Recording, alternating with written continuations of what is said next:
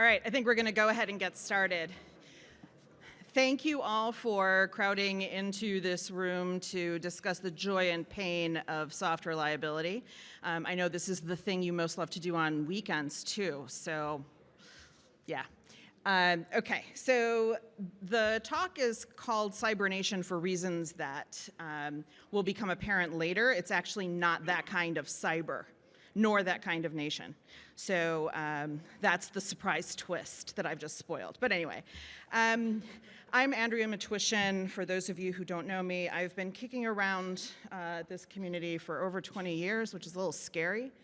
My bio is on my site or on Wikipedia. So basically, I live at the intersection of law and computer security, and basically cross over into each community and try to be kind of an honest broker and say the hard things so that people can work together to hopefully solve some things that are imperfect currently. And I do the same thing for government, which means that I am both a much appreciated and very annoying person, universally. So anyway, that's me, which also means that I need to definitely say that anything that I say, it is my views as an ornery law professor / professor of engineering design, not in my capacity as an agency appointee. So do not blame the kind people of the federal government for anything that I say. This is me, myself, and I coming up with ideas. All right. You can blame me. You can straight up blame me. If you want to blame my dean, go for it, you know. So with that, I figured that it might be nice for us to just start talking about some of the things in the zeitgeist that are stressing some folks out with respect to security liability and software liability, and try to unpack it and craft a bit of history and see where we are and what constructively we can do apart from hopefully not enraged conversations with each other on social media. So as you all in this room undoubtedly know, on March 2nd, the White House released a cybersecurity strategy, and much agita happened on the cybers because of Pillar 3, which stated that there was an interest in encouraging the shifting of liability for software products and services to promote secure development processes. So I saw that, and I thought, that's a very nice goal statement. This is a step, opening a conversation so that we can all talk about things and move in good directions. But then I opened social media, and there was fear, uncertainty, and doubt. And there was also some fallacy, some uninformed opinions, and some distortion. So it made me realize, maybe it's worth my lobbing in a talk at RVAsec and just kind of help to craft the frameworks of some of the conversational tidbits that perhaps some folks are not old enough to remember the first go-around of these things, and some of you may have blocked them out because they were painful years of your life. See, cough, cough, Y2K, which we'll be talking about in a second. So here's the FUD image, just to make this a little more amusing for you all. All right, so liability for problems in confidentiality, integrity, and availability arising from technology, it's already a thing. It's been a thing. It will be a thing. The issue is that the way that we talk about it in legally precise ways, it doesn't necessarily map to the common discourses that you might hear in the popular discussions around software liability. So with that in mind, let me unpack some of the legalistic categories to help us dig down into the various moving pieces and to think about where we've been, where we are, where we're going. All right. So this is intended to be soothing. The cyber sky is not falling. Liability will not kill, air quotes, innovation, whatever that is. We need to define that. Different people define it different ways. It's a classic lobbyist move to play word games with the word innovation. Are clarifications needed through some maybe statutory tweaks or some common law evolution? Yeah. We have a bunch of baseline standards at this point from ISO, from NIST, from CISA, from lots of places. And a lot of these are private sector driven. So the key is merging the way that the law has crawled forward to this point with the good stuff that many of you in this room have contributed to in your spare time, in many cases, because you actually care about not ending up being old in a dystopian technology hellscape where your hospital devices decide when to just terminate your cycles, shall we say. All right. So the more constructive framing that I would encourage us to embrace is the idea of software liabilities. There are different bases for liability. And depending on which body of law and which kind of a situation we're talking about, the way that the relationship was formed, the way that the business entity conceptualized itself, the industry it chose to enter, the product lines it chose to make, these are all slightly different legal flavors of consequence. So this is inherently a nuanced query. There is not going to be a easy magic silver bullet fix to this. Some safe harbor certainly isn't going to be it. And the nuance, which I'll unpack further in subsequent slides, it's there for a reason, and it's a good thing. Okay, but let's walk through these 5 flavors that I've highlighted on the slide. Okay, contract. Contracts share liability burdens. You negotiate them, you decide that vendor A is going to cover these kinds of bad things if they happen, and customer B is going to cover these kinds of bad things if they happen. That's a form of liability shifting. So to what extent those provisions get enforced by courts, and to what extent they don't get enforced by courts, that is a set of software liability determinations as well that exists in law. So that's common law liability determination. Regulatory things. You're all probably familiar with the Federal Trade Commission and its enforcement action, one of the agencies that I've had multiple rounds of the pleasure of collaborating with. And so in those enforcement actions, the FTC is seeking to basically gain redress for harmed consumers. And in the instance where a company is under a consent decree and they violate the terms of that consent decree, that's the situation where the FTC has the ability to impose fines. So is that a form of liability? Well, yeah, from a corporate standpoint, you would view it as a form of liability. So I have a dark past as a corporate lawyer before I started teaching. So in that existence, would I have viewed that as a liability hit? Yeah, I would have. So we have a whole panoply of agencies at this point that are engaged in some form of security consideration at the intersection of software development, software maintenance, technical debt, et cetera, and the impact on consumer harm, financial systems, other critical infrastructure, et cetera. So FDA has quietly been very active. They have had, at this point, I was surprised to recognize, even though it's one of the agencies that I follow closely and have worked with, they've had over 80 software recalls in various flavors over problems in the functionality of the software.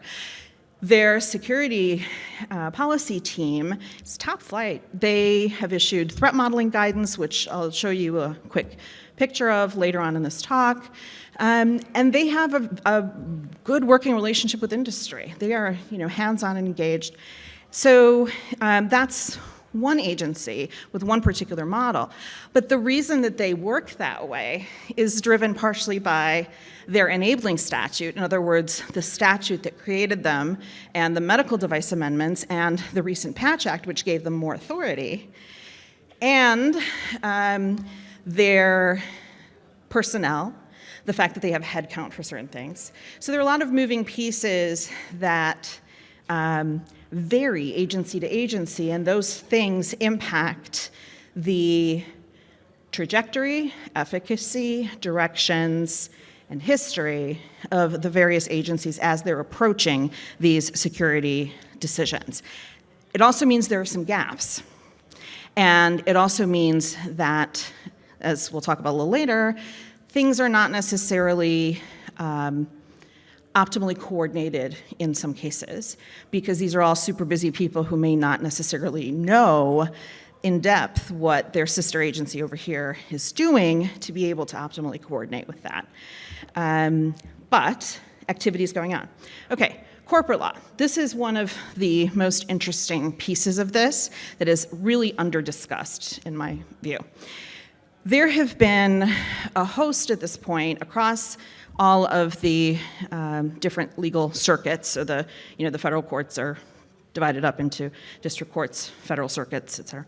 So the federal circuits hear cases where there is personal jurisdiction over a defendant, and there is a basis for subject matter jurisdiction. So what is that? It means that you're in court, in federal court, because you're either engaged in some sort of a dispute that came from a federal statute that created that right to sue, or you are in a dispute with someone who is across state lines from you, and the amount of money that you're fighting about is over a particular magic amount that is set by the federal rules of civil procedure, and that amount changes. Last I checked, it was, I think, 75, but corporate lawyer, not litigator, so you should double check me on that amount. 75,000, not dollars. So it's a magic amount that varies across time, and that's how you get into federal court. Now, especially if you're a public company, you have taken money from the public to run your business. That means you are more likely to end up in court with unhappy shareholders who believe that you have not told them the reality of how you're running the business. So one of the most interesting cases going on right now is in Delaware.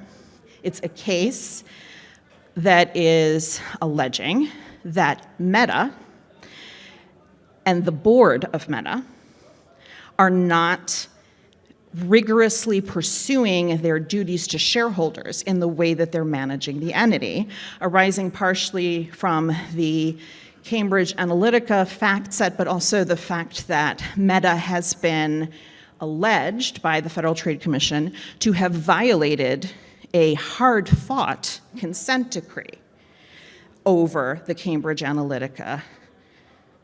I'll give myself the privilege of saying debacle, because that's how I view it. So that's my opinion, not anyone else's.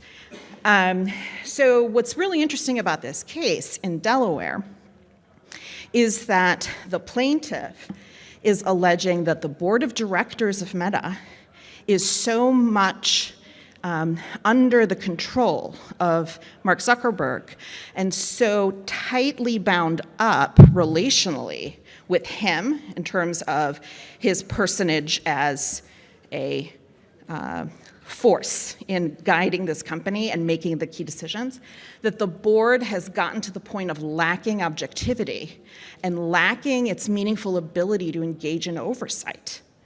And that claim has survived the first round of attempts to dismiss. That's really interesting. So I realize that's like corporate law nerd stuff, but that's kind of a big deal because that has not always been the case in the past. So you have these corporate law claims that go to the core of whether officers and directors have potentially violated their legal fiduciary duties of using best judgment meaning doing their homework, exercising loyalty, not wasting corporate assets. And these are all, legal terms of art with case law behind them, but we'll skip that for now. So when you see these kinds of shareholder derivative suits, when you see securities claims saying that public companies' filings are materially misstating the severity of security risk, or not adequately disclosing history of known security flaws, this is where the most aggressive, or one of the most aggressive sources of liability for security inadequacy, let's use that word, security inadequacy going forward may very well come from these less flashy, quieter, bread and butter corporate and securities law claims. And this is a shift in the last 20 years. These claims weren't happening in this way 20 years ago. Now they're starting to kind of get some juice as the class action securities litigation bar in particular gets interested. Okay, criminal fines. It's been kind of an interesting few years for criminal fines. So we see new actors in the scene. EPA leveled, with the help of DOJ, leveled a criminal fine against Volkswagen for using a defeat device in their emissions test. So this was not framed by EPA as a software security enforcement action, but it clearly is. It's about the manipulation of information that was being detected by the systems at EPA to check the emissions of the particular cars, right? So it was an integrity change that was being caused by the software. And apart from the fact that some folks went to prison in Germany over this, you had EPA collaborating with DOJ in the domestic case with analyzing the extent to which these defeat devices were leading to inaccurate public disclosure with respect to the fuel efficiency of the cars that were in the stream of commerce in the US. That's kind of a big deal. We also saw a criminal conviction of a CISO, and that's a first. And that case is A, polarizing in this community, understandably, but B, it's also bound up with some of those corporate oversight dynamics that I was mentioning a few minutes ago. And so the relationships between key decision makers in companies are now not just about, building the shiny thing and trying not to break other things. It's definitely not just about, oh, well, push it out there and let's hope for the best. YOLO, let's fix it later. This, especially for this community, let me just share that as a lawyer looking at this, you want to document your existence as an employee. You want to document decision making, especially if you are not in the final level of decision makers, and your good counsel about the need for security fixes can get overruled by other people. You want to document that in a medium that is not owned by your employer. Like a scrap of paper would be nice. Or email yourself something cryptic that does not divulge any employer confidences, but signals to you what happened. Have a coworker, a trusted coworker who will have your back. It's important to protect yourself in these cases because you are protecting not only yourself as an employee, your longevity in your career, which you've worked really hard on, but you also have, in this room, you all have a bit of a mission that is outside of your current employer because it's you all who are going to make my, nightmare dystopian hellscape not come true. That's it. Like, this is all we've got. It's us, for better or worse, right? So that bigger mission that you have for yourself is also why you need to watch your back with this. Okay. Finally, torts. This is what people generally think about when you hear software liability. And they're thinking about intentional torts where, in the classic case, someone hits someone with a fist, for example. Or someone slips and falls in a grocery store. There are a lot of those cases. Those kinds of things. Now, here's some of the nuance. The line between services and goods is legally slippery. The business models in the products and services that you're all defending, it's a little slippery, right? It evolves. So when we're looking at these determinations, what you end up looking at in part is a very fact-specific analysis. Here's one more layer. Tort law, contract law, those are state-level regimes. So you get state courts interpreting those as the arbiters of the law of that state, but you may also get federal courts applying the law of that state. And those two worlds may not perfectly align, basically. And this is all partially an explanation for why there will never be an effective robot lawyer, because this gets too messy. All right. This is the slide that I'm trying to give clarity with.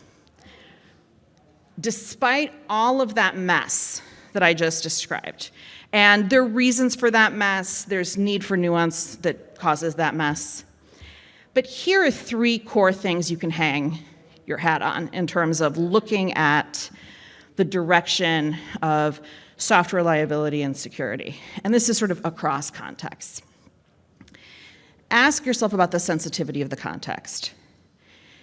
Is this a situation where there's obviously a duty that exists? Are you a member of the C-suite? If yes, you've got fiduciary obligations. Are you building something that could kill people? Well, then you really need to be careful not to kill people. What promises are you making publicly? Are you a publicly traded company? Did you tell the public when you were doing another capital raise, during that capital formation process, did you allege a perfect security history? Is that true? Have you considered the current state of knowledge?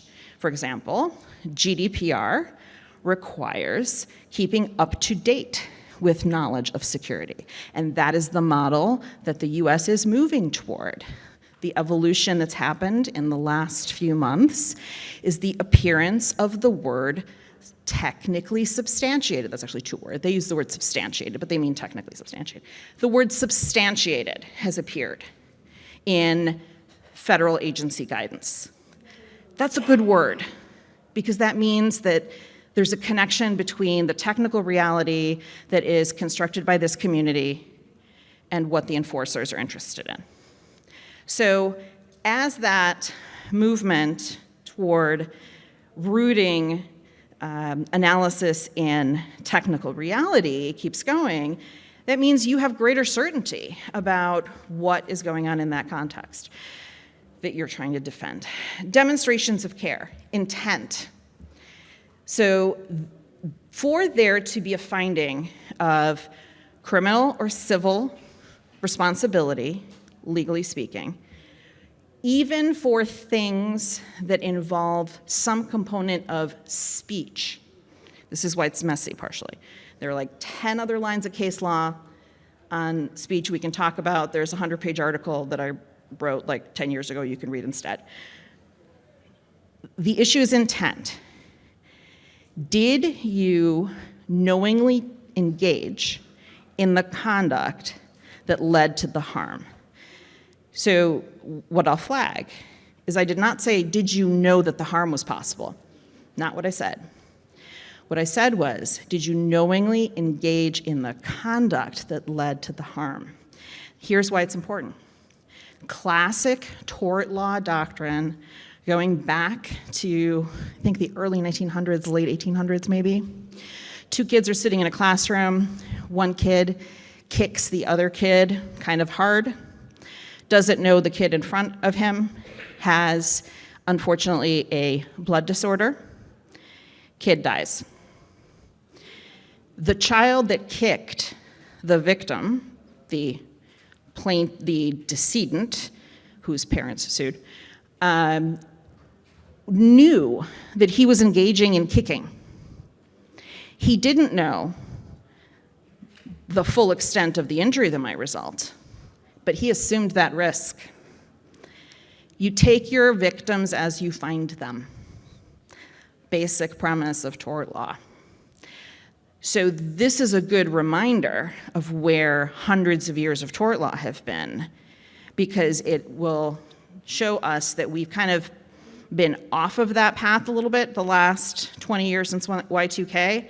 And so what's actually happening now is the convergence back to that meat of where tort law has always been. What that means is that we have some predictability that may not be apparent at first. Okay, so did a particular tortfeasor, alleged tortfeasor, which is law speak for the person who is getting sued in tort, and tort just means a civil wrong. It's not the delicious kind. This is the kind without an E at the end, which you definitely don't want to eat. Nothing good comes of that. So did the alleged tortfeasor knowingly engage in the conduct that led to the harm? That's the question you're asking. Okay, but you can ask that question in any context of law. There needs to be intent. Did you intend to do the thing that led to the bad thing? What is the nature of the problem and the nature of the harm? Did someone die? That triggers a whole set of other concerns, potentially criminal concerns as well as civil concerns. Was there strictly financial harm? Okay, that's compensable, that's less bad. Counterintuitively, but perhaps logically, if you think about it in terms of being a human being, it's the harms that you can't solve by throwing money at them. Those are the really bad harms. And so those are the ones that, to this point, we haven't necessarily engaged with as robustly as I think we're going to start doing really soon, because we've already seen hospitals shut down because of ransomware. We've seen the first cases of grieving parents suing over malware in NICUs, et cetera. So that's kind of where we're heading. Okay. I will spare you the gory details, but this is basically a set of cases that a quick review by me of the various different circuits yielded that have, in my mind, direct security relevance are already out there. This is not an exhaustive list. This was just me poking around on Westlaw. So the yellow ones in particular are those shareholder derivative suits or corporate conduct problem suits. The yellow ones are either surviving an attempt to kill the case with a motion to dismiss or a summary judgment motion. The red ones are the inverse. It's where things didn't survive, but there was some fact specificity. And so you can have, it's another wrinkle, you can have the same legal question with different facts and two different outcomes, because facts matter. So the green one that I mentioned there is interesting because it involved a situation where someone was trying to sue a security expert for essentially corporate defamation. And this case didn't have legs, and that plaintiff is viewed by many commentators as a somewhat litigious participant. I'll say that as nicely as I can. But we see this pattern of an expansion of companies thinking about employing corporate defamation claims against people who point out that one of their products may be a bit suboptimally coded, shall we say. So I wanted to flag that because that's interesting. The two in blue are also a noteworthy evolution. And these two, keep an eye on because they don't use the word security. They're all about security. So let's start with Lemon in the Ninth Circuit. This is a case where some kids were driving 100 miles an hour in a car, playing with Snapchat, aka Snap, which apparently, according to the case facts, had built a filter themselves that awarded kind of icons or in-game points. Or I have not personally played with this filter, and it is no more, I believe. So, pardon the imprecision. But basically, you were rewarded for going really fast, applying this filter, and proving to your friends on Snap that you were going really, really fast. Well, as some of you might predict, this ended really badly with death and litigation. The Ninth Circuit was willing to entertain a design defect theory. So this case survived an attempt to dismiss, and the Ninth Circuit said, you know what? There are enough facts here for us to really dig into whether Snap, who was in control of the build and the way that this particular product was designed, what the architecture was, how it was shipped, how it was maintained, all of it. There was something about the decisions they made in the design of this product that we're willing to entertain was close enough in the causal chain leading to the death of the kids. That's a shift. So it's not a security case per se, but I'm sure you all sense that when we're talking about making determinations about how you design systems and how you choose to program things, how that is directly connected. You have a case against TikTok for a slightly different set of facts. It is up on appeal after the lower court dismissed. It's still going on. This was really tragic. It was a teenager in Philly who was using TikTok and decided to participate in sort of an asphyxiation challenge. And so the grieving parents sued, partially probably on principle because they don't want to see this happen to other kids. That would be my guess on this. I'm not involved with the case, I don't know, but that's, I think that for some of these plaintiffs, that is part of the analysis, the same way that for many of us working in security, it's partially about trying to make the world a slightly better place. So anyway, I'll create a page on my lab's site, which I don't know if I gave you the URL for. I'll do that. It's pilotlab.org at Penn State. So there's movement here. And we're seeing Supreme Court cases that are relevant. Here's one of those securities cases, so in other words, corporate governance cases, where we see dispute over software that did not work and what the claims were that were made to the investing public about it.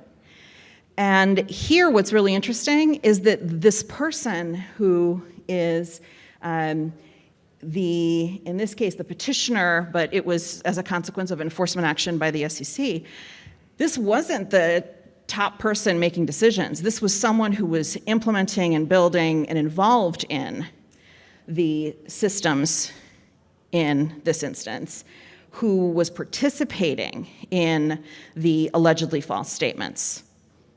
So that scope of liability for misstatements to the investing public is broader than what will likely happen in tort. It's not controllable in the way that contract liability is. So it's a different set of cases. And this TransUnion case is one where the Supreme Court reaffirmed that you can have an intangible injury and that can be enough for a case. Ultimately, it didn't go the way that the plaintiff wanted in this case, but nevertheless, that is a shift. There's that Lemon case that I just talked about. So on the state level, we have duties that are specific to the sector. We have negligence claims that are going to look a little different across states. They all involve an issue of, is there a duty? Was there a violation of that duty? And was there but-for and proximate causation, which is, legal jargon. But the bottom line is there a tight enough connection between the thing that the defendant did and the harm, the harm, but not necessarily the full scope of the harm, but the fact that there was harm. You also have some states doing some interesting things that are even more specific. So you have in Georgia, of all places, glad to see it, state courts that are more receptive to claims that there is an inherent understood duty of security in the way that you're building systems. There's some case law on that. So the three key elements to think about here is the functional control, what the explicit rights are of the participants to do or not do things, and the fact that there are some of these traditional duties from other fields of law that are extending that we might forget about. All right.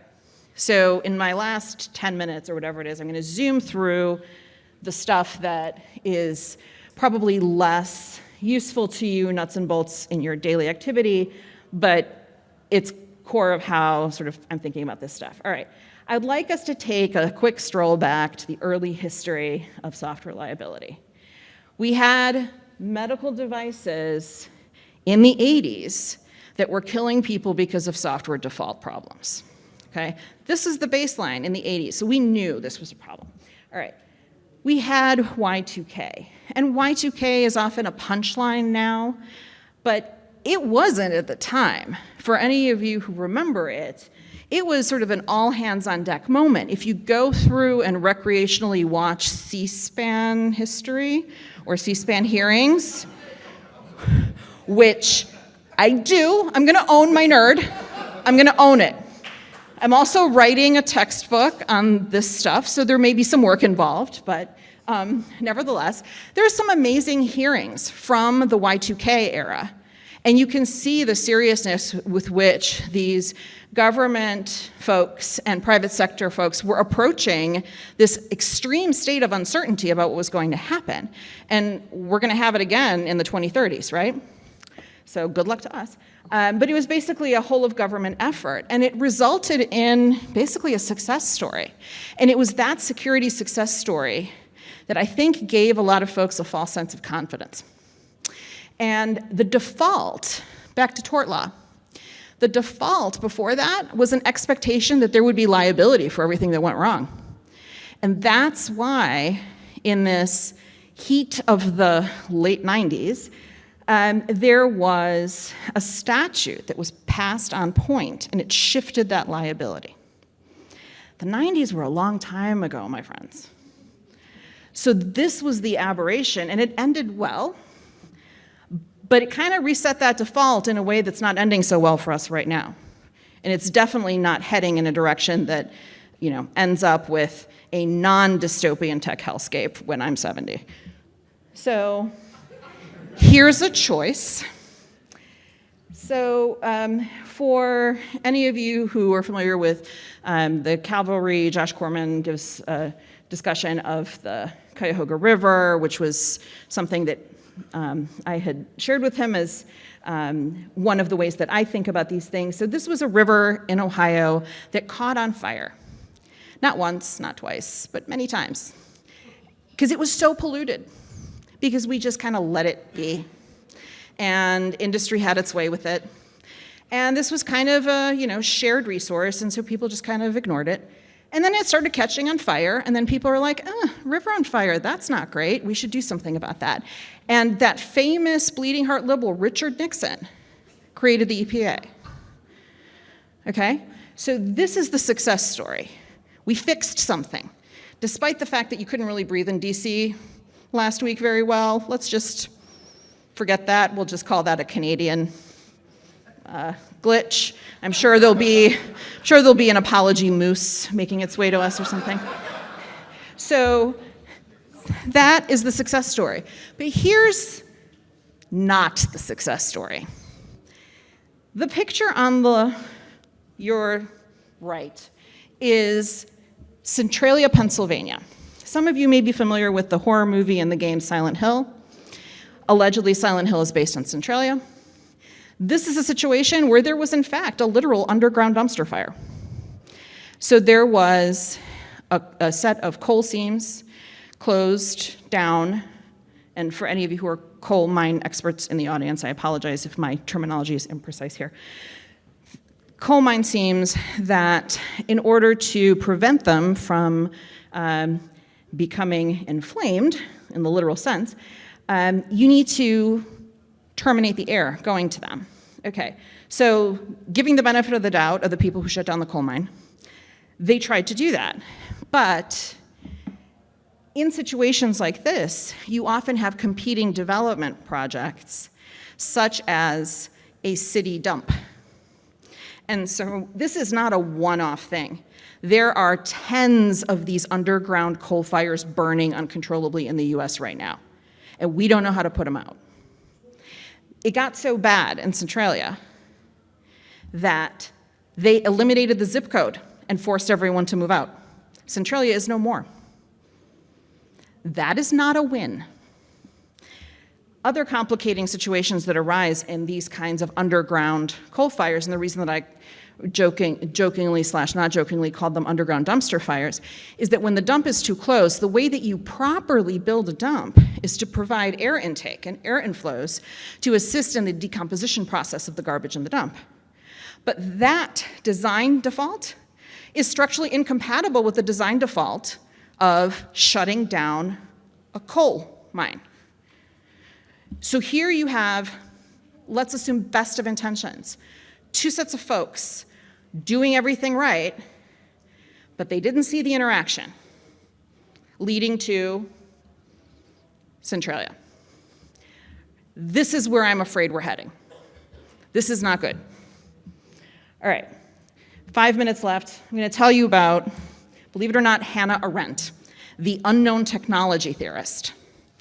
So we know Hannah Arendt for being concerned about crimes about humanity, watching and documenting the trial of Eichmann, et cetera. But what you may not know is that she was deeply concerned about some of the hyper-quantification, alienating effects of technology on basically democracy and people in society working together. So one of the sort of shibboleths of Arendtians is to think what we are doing. And that's kind of the hallmark of what I'd like to leave us with as we phase out in my last 4.5 minutes. And Arendt, surprisingly to me, I didn't know this until about maybe a year ago, she believed that one of the central problems of the contemporary world is the political integration of technical power. So for her, technology and these questions of who we're helping and who we're hurting, they're all bound up. And this is where I'll spare you the minutia of the Arendt stuff, but basically she called Cybernation, this term Cybernation, which was in the ether. She wasn't the only one talking about this principle, but it was derived from cybernetics, and it's basically describing a dynamic of like social alienation between the folks who work on tech and the rest of society and this broader project of democracy. And she was worried about a fixation on metrics pushing us in directions that seemed superficially good, but in reality would end up in bad places. And she talked about Earth alienation, where you might see a bunch of, say, rich people wanting to leave the Earth and colonize other planets. Maybe that sounds just a little familiar. All right, so here's my last point. So here's a humble suggestion on some threat modeling ideas going forward. We have great threat modeling paradigms, some of which are on the next slide. But here's a slightly different take. Think about a TRoLR meta model. So step 1, technological threat modeling, all the good stuff you're already doing. Step 2, I called it regulated here, but I think it's actually more regularity rather than regulated. I mean predictability. So does a business, does the consuming public, do other stakeholders have a sense that things are going well in predictable ways? Markets love that. Stock price loves that. Businesses, I can tell you from my dark past as a corporate lawyer, my clients who were, just trying to make a buck but do things mostly the right way, they were willing to absorb a higher level of regulation and a higher level of paying for things as long as it was predictable and they could work it into their business models. So that sensitivity of regularity. Organizational structures. Is there meaningful oversight? Is there an honest broker inside the entity that can stop really bad things from making their way into the consuming public, out the door of the company? Bad ideas in private, all good. But having someone who can stop things from costing an enterprise millions through unforced security errors is an important piece. And finally, legally, what are the consequences of harm? So things you're familiar with, the FDA and MITRE collaborated on an excellent threat modeling playbook that I'd encourage all of you to take a look at if you're not familiar with it. And this is a list that I borrowed from Adam Shostak, so any problems with it, you should talk to Adam. But basically, when I look at the various methodologies, and these are obviously not all, but there's some of the major ones, I think. You have a focus on attacker process, on vulnerability exploitation dynamics, on mapping data flows, on mapping identities, on the motivations, and on technical damage. We don't really look so much at issues of the social sustainability, that predictability that I talked about, the substantiation for how tightly we are justifying our choices in light of the broader state of the art of security in some cases, and the issue of suitability. How good is the fit of the design and the deployed context? So, for example, I spend a lot of time thinking about body-embedded technologies, which I'm kind of worried about, especially when they're going in the brain. And these elements are going to be product-specific in many cases, and they'll be variable. But there are a lot of risks, especially with body-embedded technologies. So think about this kind of a dynamic as you're doing a meta threat model, and have someone in the room that represents each of those TRoL contingencies and constituencies. And that's going to look a little different than your traditional threat modeling group. So the last thing that I'll end with, please think about the third rail in this community, which is self-organization of baselines, because let me tell you, the enforcers are starting to make noises about it. So this is your 10-minute warning on that. And you're seeing case law of happily admissibility of expertise from this community, which is great. Here are some normative baselines that exist in law, just in case we forgot them. This is my last slide. I think we need a technology regulator of last resort. Not to take away authority, not to do more precise regulation, but to make sure that everything's harmonized, to fill in gaps, to act as a single voice internationally, and to make sure that we don't end up with the United States of Centralia, Pennsylvania. All right, thank you, that's it.